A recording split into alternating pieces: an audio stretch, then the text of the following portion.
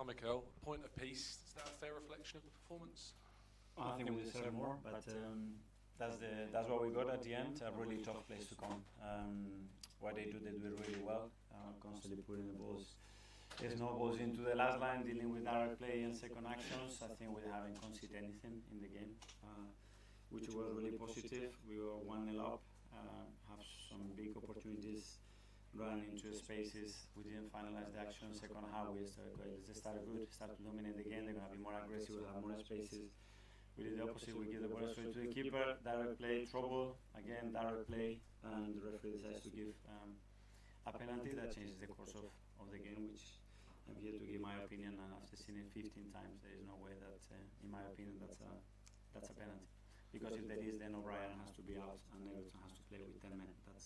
That's clear. And after that, again, dominated the game, really not get too much momentum because he's constantly breaking the play, and a big part of that was down to us because after that play we get very cheap free kicks away. But yeah, we have two big chances to win the game. We didn't convert them, so we have to accept the point. I feel like we've spoken a lot after games where refereeing decisions have come up this season, and obviously the gap between yourselves and Liverpool is quite significant. Do you feel as though that has played into maybe why the gap is so large this season?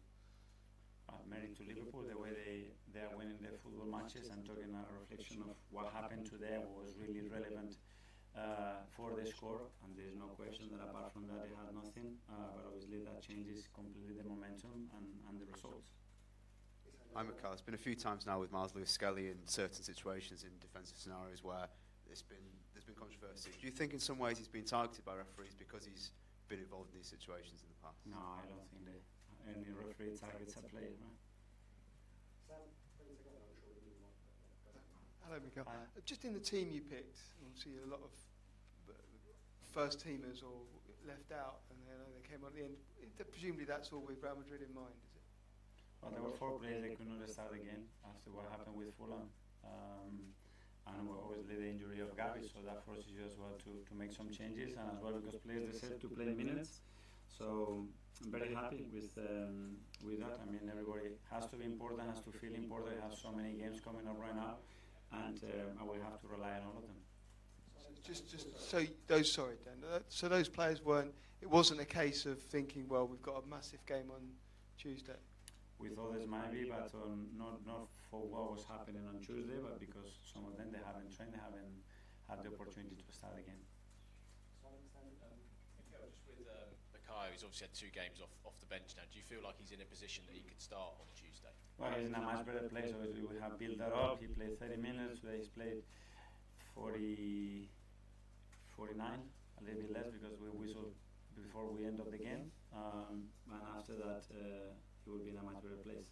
Can I just ask you one? Obviously, you got that big decision about who plays that left centre back without Gabriel. How did you feel Jakob did today, and also?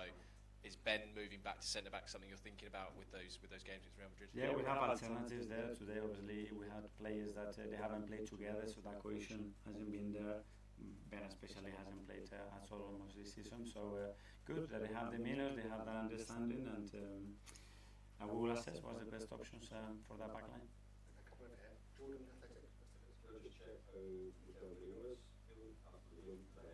He's fine. I just checked with the doctor. He had a cut, so he was bleeding quite a lot in the first half. Then started again. So, but overall, he wasn't feeling anything. So good.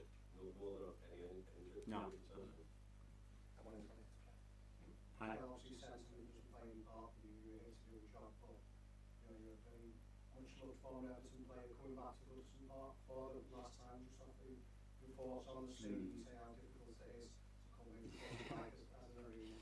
Well, I mean, I think the Premier League has got a reputation all over the world for places like Goodison Park. I think that makes unique the Premier League. So it's going to be very strange. I understand it's the evolution of football, of a football club, but this is very much part of the history of this league. And when you want to describe somebody from abroad, how is the Premier League looks like, is it go to Goodison Park and experience it. And unfortunately, in a few months, we're not going to have that again. Mikel, Everton's gone now. How much excitement, how much anticipation is there among your players now, even on the journey home about Tuesday night? Yeah, I mean, one of the most beautiful games that you can play in football in the highest European competition against the team that has dominated that competition in the last 20-25 years. So yeah, really looking forward to it. And do you just rest now? Is that all you can do? Oh, we'll have to train and prepare a few things, but tomorrow we'll have some time to rest and start preparing really well the game, because really looking forward to that game. Yeah. Thank you. Thanks, everyone. Yeah, thank you.